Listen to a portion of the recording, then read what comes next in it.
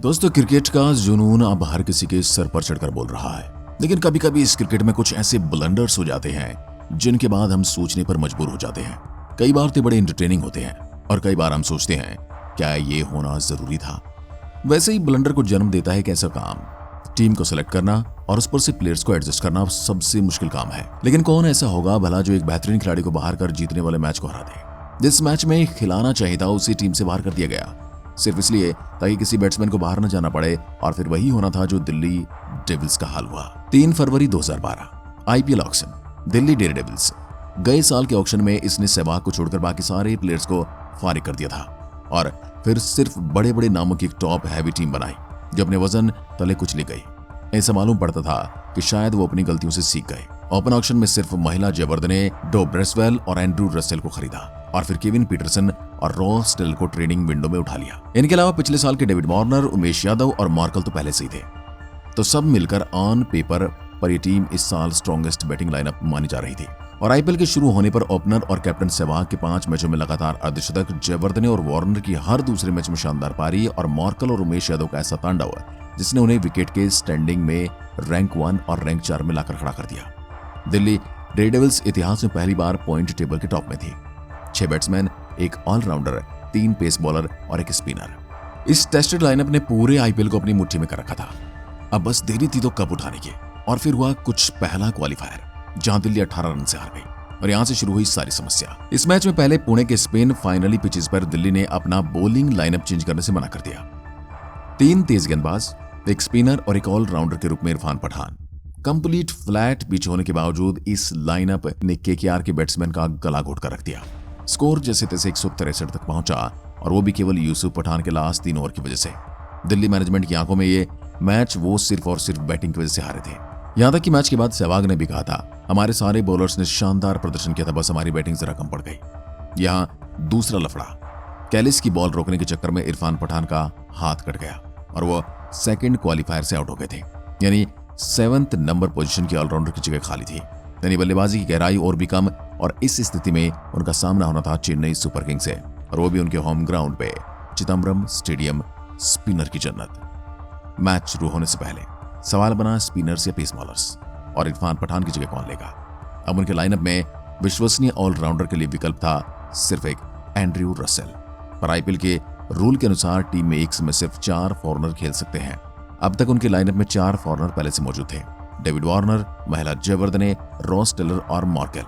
यानी रसेल को लाने के लिए उनमें से किसी एक को हटाना था। इन 4 में से केवल एक ही बॉलर था और ये बॉलर इस साल आईपीएल में 25 विकेट लेकर पर्पल कैप रैंकिंग में रैंक 1 पर था। उन 25 में से 12 विकेट इसने डेथ ओवर्स में ली थी और वो भी सिर्फ 7-3-6 की इकोनॉमी के साथ। और अभी तक वो दिल्ली के हर एक मैच में खेल चुका था, सिवाय एक जहां आरसीबी ने उनके अगेंस्ट 200 का स्कोर खड़ा कर दिया था। Highest wicket taker, death over specialist और प्रूव हो चुका है कि उनके बिना बॉलिंग बहुत फीकी रह जाती है।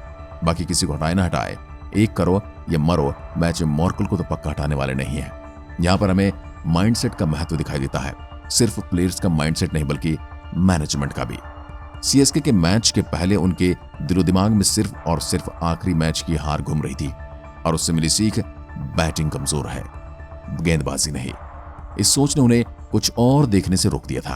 पूरा का पूरा टेलीविजन इस एक सीख पे और उस माइंडसेट में उन्होंने एंड्रू रसेल को टीम में लेकर पर्पल कैप विनर को उनके बॉलिंग लाइनअप के पिलर की पूरी तरह से फिट होते हुए टीम से निकाल दिया। इसे आप पल भर का पागलपन भी कह सकते हैं, क्योंकि अपने बेस्ट बॉलर को निकालकर दिल्ली मैनेजमेंट का मन नहीं भरा। एक स्पिनर का स्पॉट जो अभी तक शाबाश नदीम का था, उसने 7 इकोनॉमी पर 8 विकेट चटकाई थी।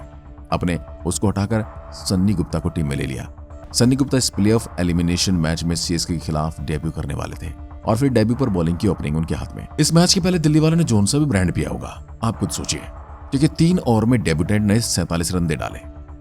आगे सहवाग की भी हिम्मत नहीं हो रही थी कि उसको बॉलिंग दे। सहवाग को खुद बॉलिंग करने उतरना पड़ा, जहां उनको भी 21 रन ठोक दिए गए। इससे अच्छा तो सहवाग अगरकर को बॉलिंग दे देते, कम से कम 9 की 51 से मार खाता।